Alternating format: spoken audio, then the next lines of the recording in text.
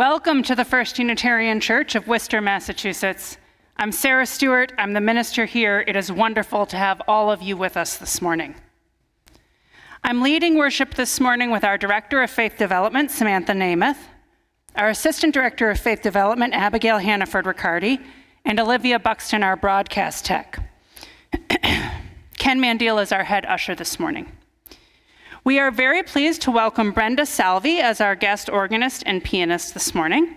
Brenda is the music director at the Pacachoag Church and a music teacher at Clinton Middle School. She performs throughout the area as a singer and an organist, and we are delighted to have her with us this morning.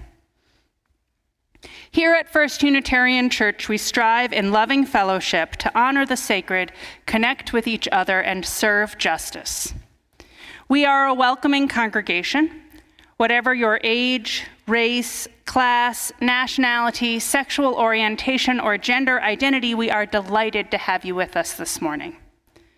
For those of you joining us online, you can like this video to help others find us and subscribe to our channel to find more content. We have worship services, musical performances, and children's stories. The best way to stay in touch with everything we do as a church is to get our newsletter. Online, you can go to firstunitarian.com and click subscribe to our newsletter at the bottom of any page. For those of you here in the sanctuary, I hope that you'll join us for a social hour after the service through either door at the front of the sanctuary. And if you are a newcomer, please stop by the welcome table on this side.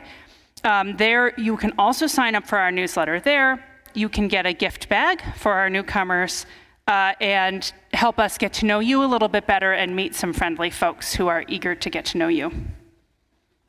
I have a few other announcements this morning. Our flowers today are given in memory of Jack Pezzanelli, brother to Lorna Pezzanelli. Today after church, the Sisterhood, our women's group, is sponsoring a cookie baking lesson for the children of the church. So for any children 8th grade and under who want to stay after today and learn some of the fundamentals of cookie baking, meet the Sisterhood in the kitchen at noon. And thank you to the volunteers who put up our trees this weekend. You'll see on the tree in the Bancroft room that there are cards with an invitation to purchase Christmas gifts for children in the Department of Children and Families system. Thanks to Tom Crowley for organizing this again this year. You take the card, it has gift suggestions, and Tom, do we bring them wrapped or unwrapped? Bring them back unwrapped by Sunday, December 11, so that Tom can collect them and get them to the DCF kids. They fly off the tree. This is always a popular undertaking, so thank you to everybody who will help make this happen. This is the day the Lord has made. Let us rejoice and be glad in it. Our opening words are by Reinhold Niebuhr. Nothing worth doing is completed in our lifetime. Therefore, we are saved by hope. Nothing true or beautiful or good makes complete sense in any immediate context of history. Therefore, we are saved by faith. Nothing we do, however virtuous, can be accomplished alone. Therefore, we are saved by love. No virtuous act is quite as virtuous from the standpoint of our friend or foe as from our own. Therefore, we are saved by the final form of love, which is forgiveness.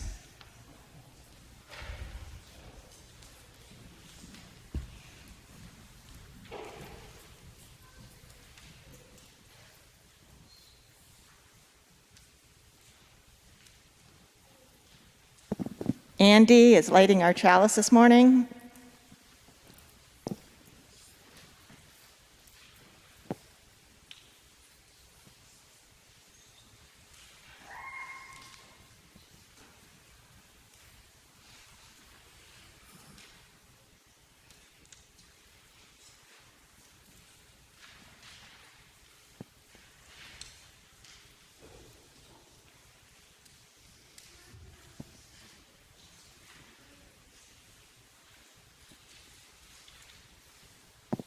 In the spirit of love, we light this chalice.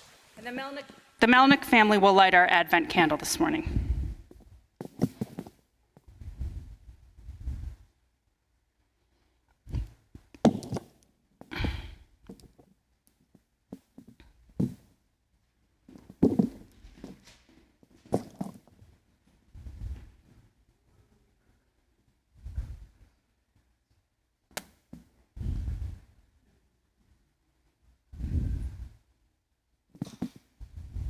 Bit too tall for me.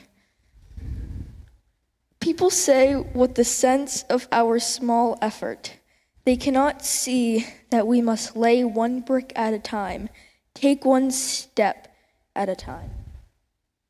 A pebble cast into a pond causes ripples that spread in all directions. Each one of our thoughts, words, and deeds is like that. No one has a right to sit down and feel hopeless. There's too much work to do.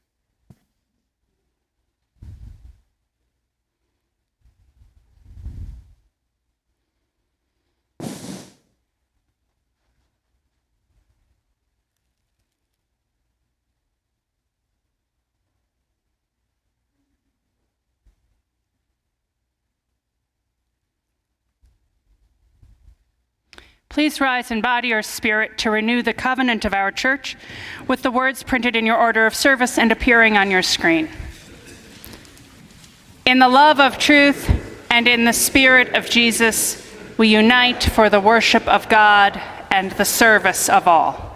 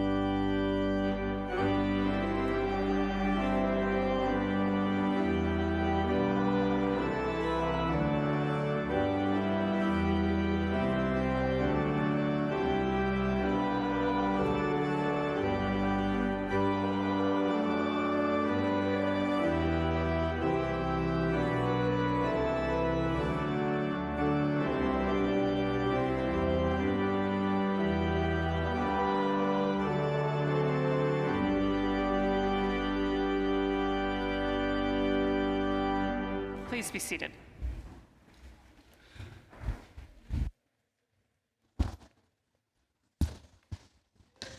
Good morning. Today's story is called The Hugging Tree, And I hope there are plenty of us who have given a tree a hug a couple times. They may not give the best hug back, but the story will let us see that they can.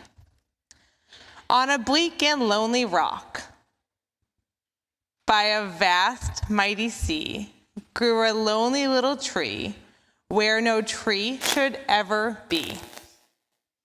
How she got there, no one knew. She sprouted stems and little leaves as any tiny seed will do. There's hardly any dirt for me, no forest breeze, no birds, no bees. But I will do the best I can to make this rock my home.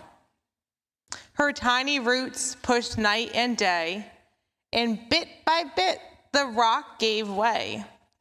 A smidge and an inch, a foot, then two. She grew and grew and grew. The ocean hugged the rocky shore. I like you near me, little tree. Let's keep each other company. Soft gold sunbeams were kissing her crown, warm as honey pouring down. At night she raised her branches high to greet the moon up in the sky. I wax and wane, I ebb and flow, I cycle through from full to thin. And when I'm done, I start again. That is how life is, you know. One summer noon, a pair of loons landed on the tree's canopy. A pretty tree, a sparkling sea. Shall we make this place our home and raise our baby chicks right here? The little tree warmed up with pride. She spread her branches high and wide. I'll be your home, she replied. And can you tell me if you've seen the forest where my family grew? We've built our nest in trees, like you, quite far from here. And so you flew many nights and many days. You flew on the wind just like we do. They built their nest and they laid their eggs, and soon 2 baby chicks were born. Summer passed, and then autumn too. The little tree turned red and gold. Then winter came with howling winds and cutting cold that broke her boughs. The loons flew south. The sea was all ice, the rock all snow, and the moon was lost in thunderclouds. Mighty cliff, hold me tight and don't let me blow away. Little tree, with all my might, I'll hold you close night and day. Storms will come and storms will go. And at last, the sun melted the snow. But now, the tree could not grow. The storm had torn her roots. The moon gazed down softly and said, sometimes we lose our way, but with some help, we start again. That is how life is, you know. And soon, a young boy came running by, skipping stones into the sea. And when he saw the little tree, he stopped and stared. He touched the tiny leaves. He felt the ragged roots. He shook his head and said, I can bring just what you need. I can help you, little tree. A tree can't hug a boy. It has no hands or arms, but it can hug you with its heart. And that is just as deep and warm. Every day, the boy came carrying a full backpack. From the pack, he took a tin and poured out rich, brown earth. He packed the roots and tucked them nicely in. He planted flowers around the tree. And then the boy made a path for everyone to see. Now everyone will know that even on a granite cliff, a little tree can grow. And then he went to sleep and dreamed of dreams that everyone can dream of. Now, every day, new people stop to rest beneath the little tree and dream of dreams that we all dream of. To love, to share, to give, to dare, and to grow just where we are. And to this very day they come. For on a splendid sunny rock by a warm and bright blue sea, a great big hugging tree grows just where the tree is meant to be.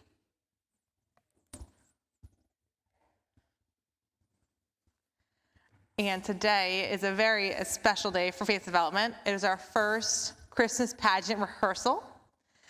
And I would invite everyone, young, small, medium, tall, everyone, to come join us if you want to participate. Thank you very much.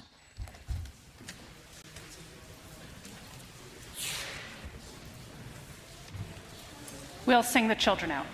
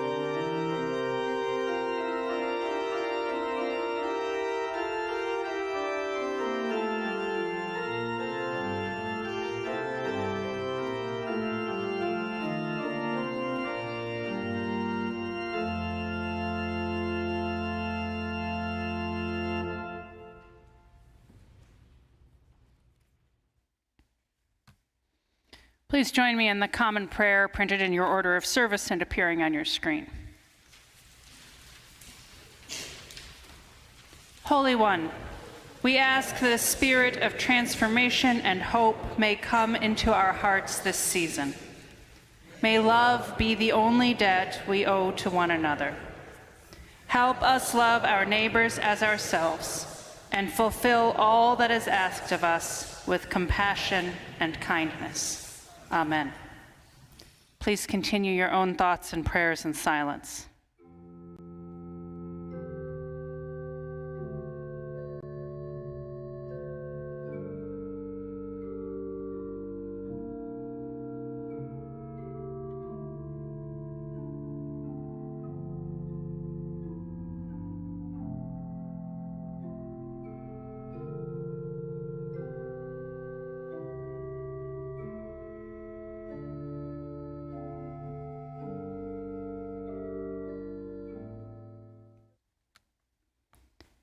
In this time of prayer and meditation, we share the joys and sorrows of our lives with one another.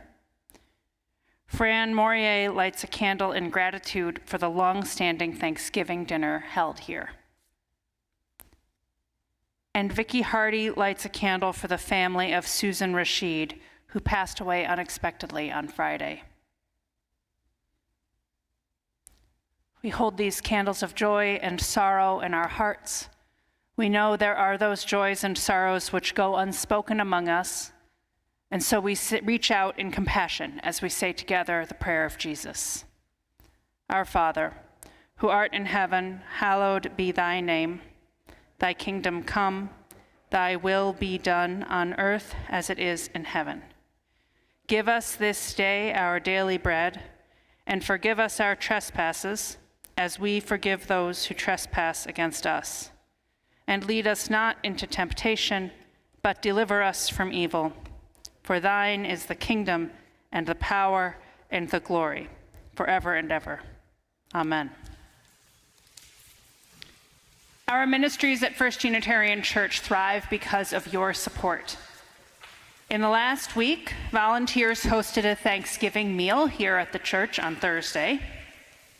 A different group of volunteers put up our Christmas trees. And our senior high youth are preparing to direct the annual Christmas pageant, which will be during the service on December 11th. The ushers will receive the morning's offering, or you may scan the QR code in the order of service. If you're online, you can text the number on your screen, or go to firstunitarian.com and click Give Online at the top of any page. Everything we do as a church is thanks to your support.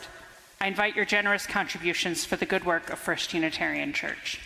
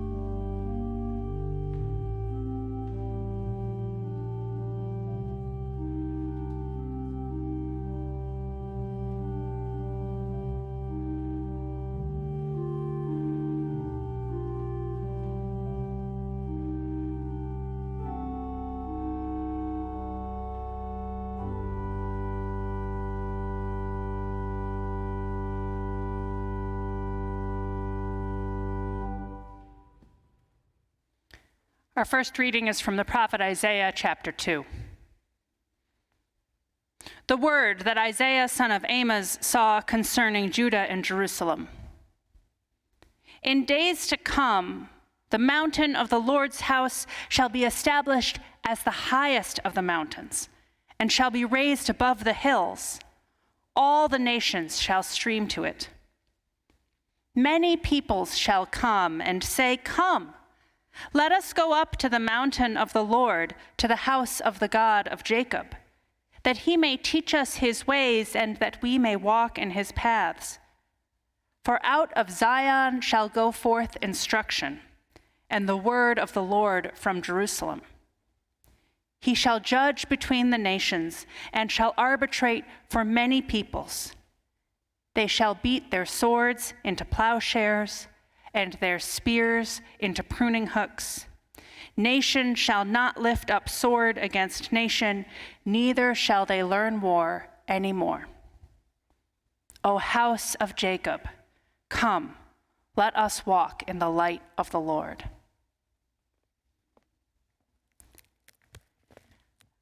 Our hymn is number 52 in your gray hymnals, "In Sweet Fields of Autumn." Please rise in body or spirit and sing.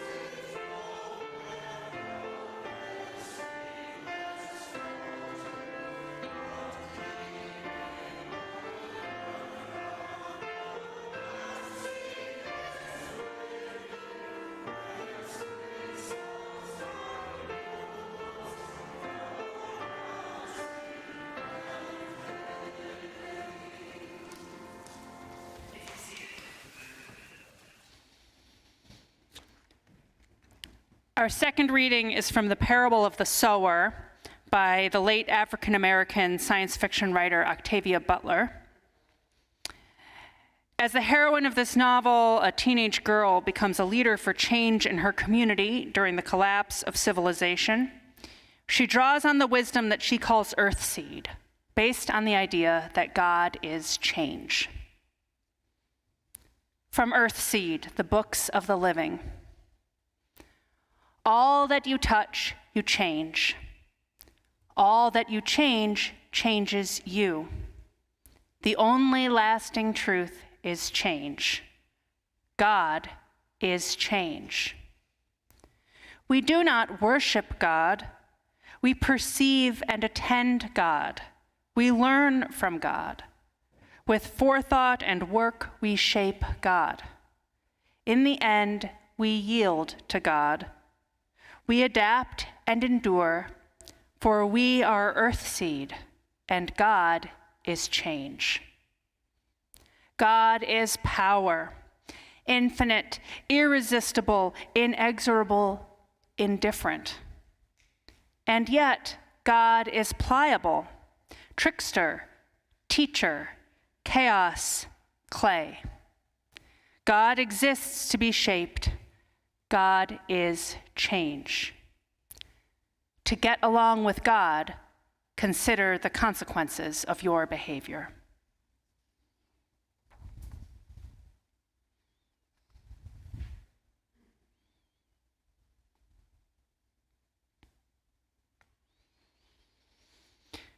You may not realize it, but you and I and all of us live in the post-apocalypse. But wait, you say, where are the zombies? What about the destroyed cities? Why aren't we scavenging for food? Where are the remnants of civilization? What about armed compounds, subsistence farming, the collapse of public utilities? None of these things are happening. We can't yet be in the post-apocalypse. This is not the end of the world. And it's true, the world hardly ever ends. We are even living right now through a plague, but like the still ongoing AIDS epidemic, it has transformed the world, not ended it. But still, the modern world that we live in is built on the endings and transformations of the worlds that have gone before. The world that we live in includes the endings of prior worlds in it. And even what we know as familiar will inevitably change, and we will have to cope with that change. And we can learn from those changes and endings that have gone before us. Before moving to Worcester, my family and I lived for 11 years in northern New Hampshire. And there you could see world's ends written into the landscape. We lived in Plymouth, New Hampshire, which is about 100 miles north of Boston, 45 miles north of Concord, New Hampshire. It's where the Pemigewasset and the Baker rivers come together. And because it's a place where two rivers come together, it has, for as long as people have been living in northern New England, it has been a place where people chose to live. It's in the foothills of the White Mountains. It's truly a beautiful part of the country. And there in Plymouth, you could see around you the worlds that had ended. Now it's a university town, about 6,000 full-time residents, about another 6,000 students.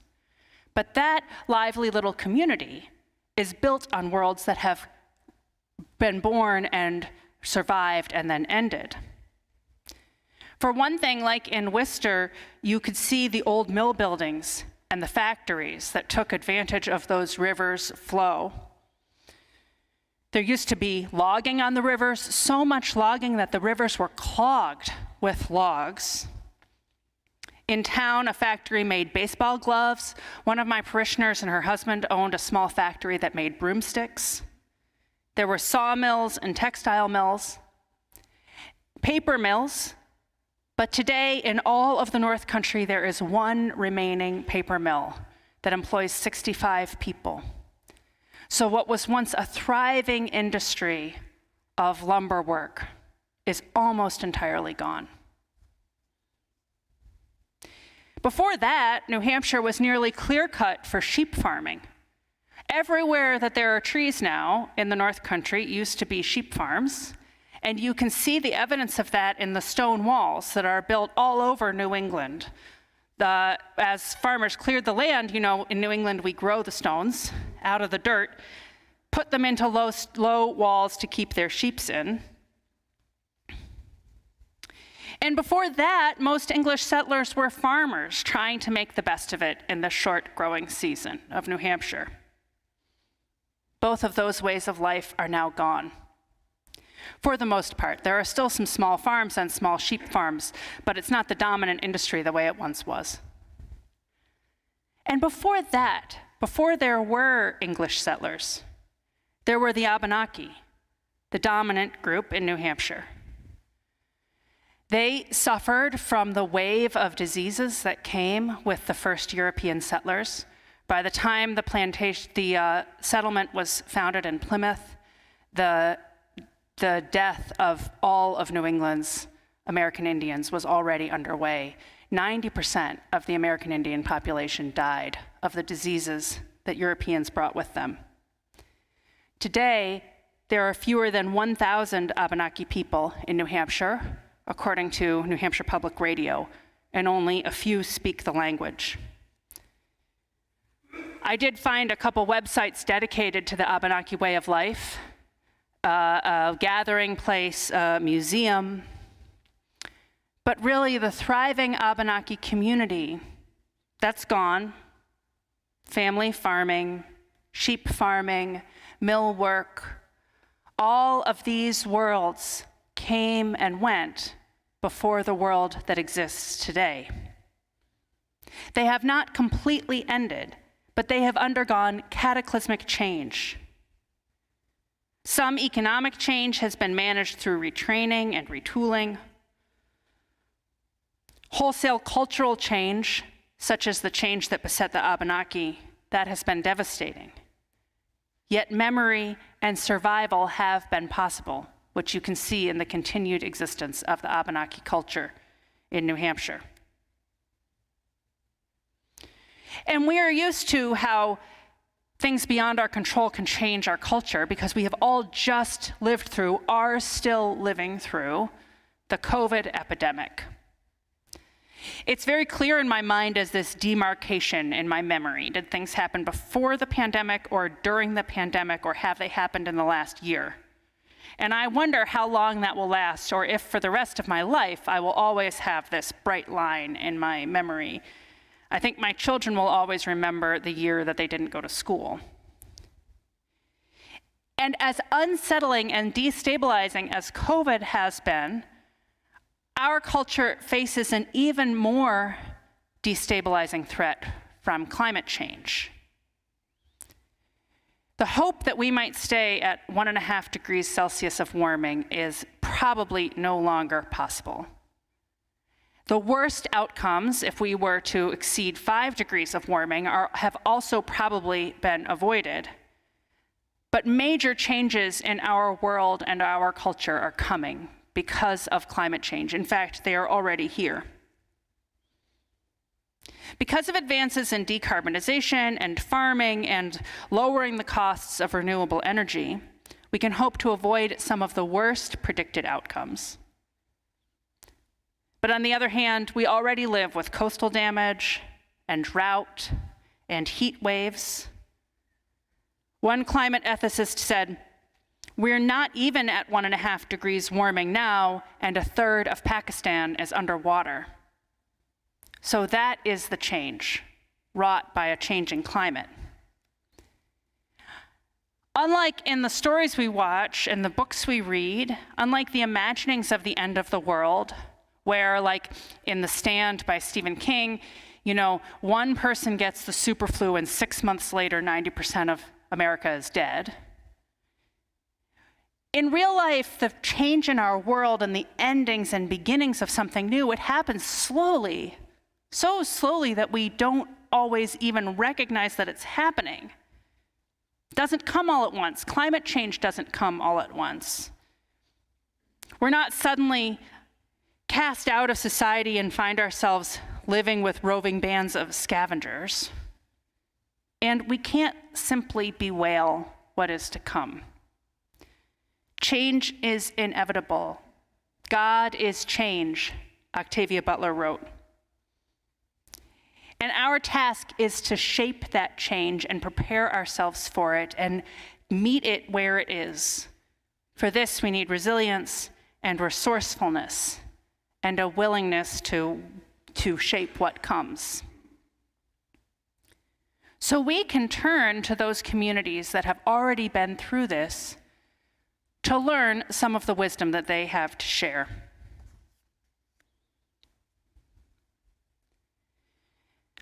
We have just this morning, entered the Christian season of Advent. Advent means waiting, and it's a season of waiting and preparation for Christmas. That's why we light this candle, one candle for each of the Sundays in Advent. The pink one honors Mary, the mother of Jesus. And in the Christian tradition, it's not just about getting ready for Christmas, but it is also a period of waiting and hoping for the world that is to come. We heard that reading from Isaiah this morning, and it's a reminder that the end of a world, the end of something, the change into something new, it's not always terrible. We might be able to hope for something better to come in a changing world. Apocalypse, like in the post-apocalypse, that word apocalypse, it means revelation. It means a discovery, the having something new revealed. And so we might learn the revelation of the end of the world in a good way, the holy world to come, that world that Isaiah dreamed of when his people were exiled from their homeland. Nonetheless, he could dream of a world where swords would be beaten into plowshares and we would have war no more. The Bible is full of ancient experiences of worlds ending and worlds reborn, of the upheaval of war, of the removal of one ethnic group to another place, but also of resilience and resourcefulness. You know, people, I say that, I told you when I introduced the reading that it's from the prophet Isaiah, and we tend to think of prophets as something that's looking forward to the future or telling you what is going to happen. But actually, the prophet, what we call prophecy in the Bible, is writing about something that already happened, writing about events that have already taken place and imagining what might be for the future. It's not like a secret scroll that tells you what's going to happen in the future. It's an imagination, a hopeful, grounded, sometimes cynical imagination of what might yet come.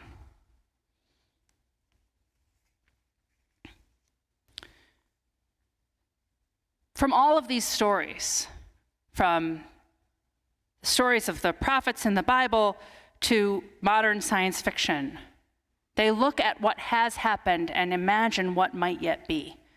And in these stories, we find lessons for our own survival.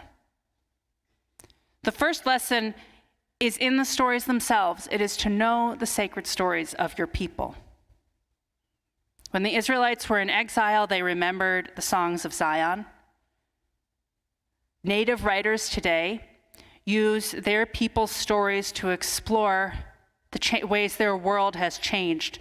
Residential schools, land seizures, broken treaties. There's wonderful work being done by Native science fiction writers today that explores those past harms and imagines a possible future. Even the stories from our own communities and landscapes help to ground us. If climate change is taking us into a future where we have different energy sources and a different way of life is possible, we can remember the ways that we have lived in the past in order to live that way again in the future.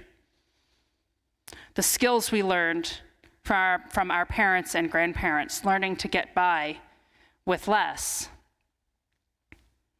learning to live closer to the earth and shape the change of a changing climate.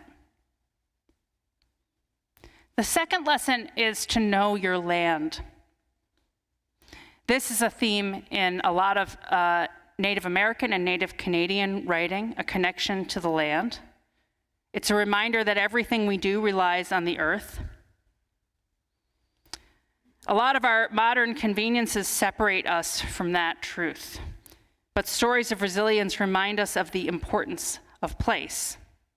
One of the ways that we as a culture are avoiding the worst possible futures of warming and the worst outcomes of global warming is from innovation and science. And this is a form of science that is in partnership with the earth, like making solar power much more affordable, or learning new ways of farming that use fewer resources to produce more food, learning forms of planting that help capture carbon, even a way of encouraging the formation of limestone in the ocean to permanently trap carbon in rock form.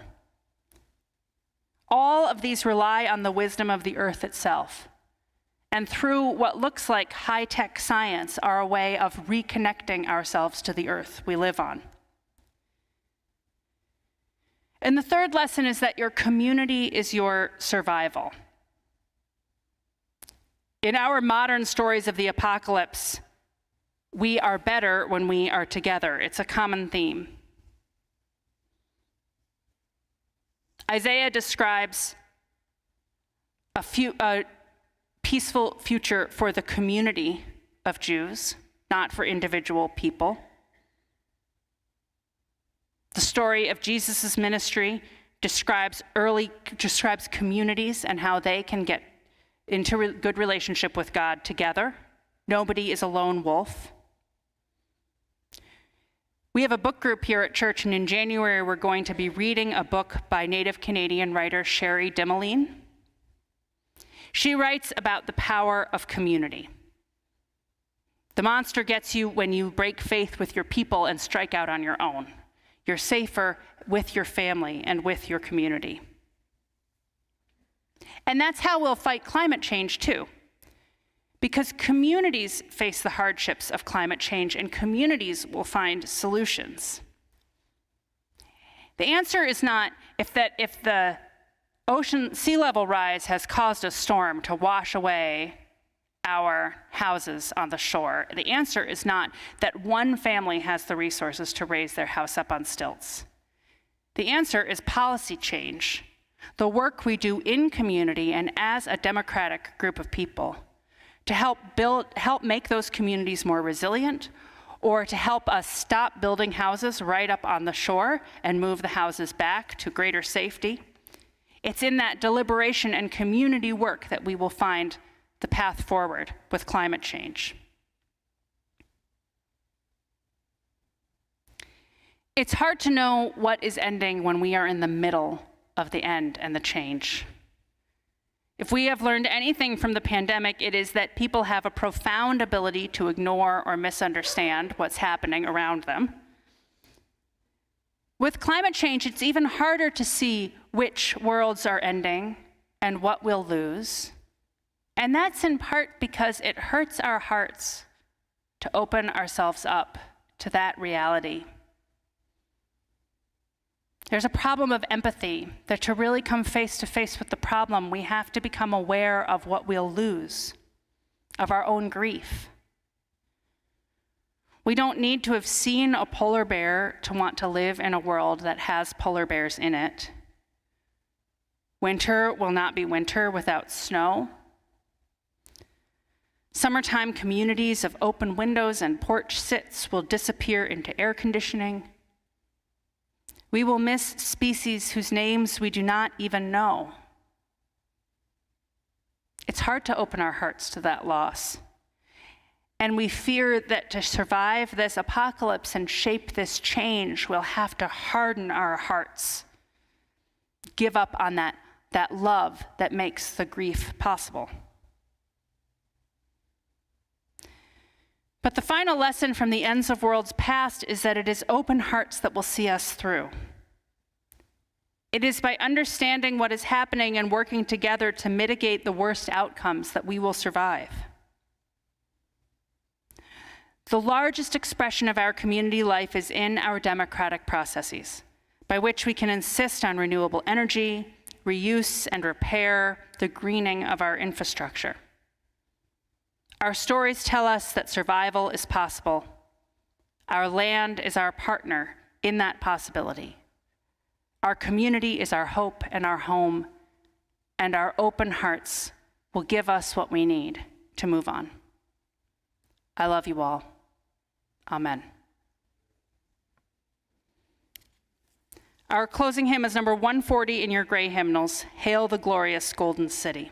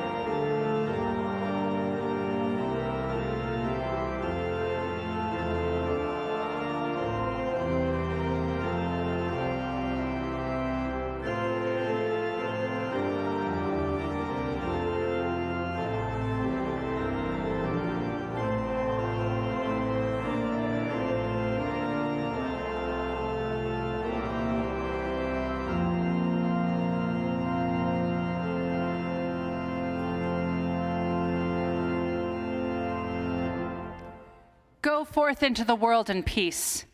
Be of good courage. Hold fast that which is good. Render to no one evil for evil.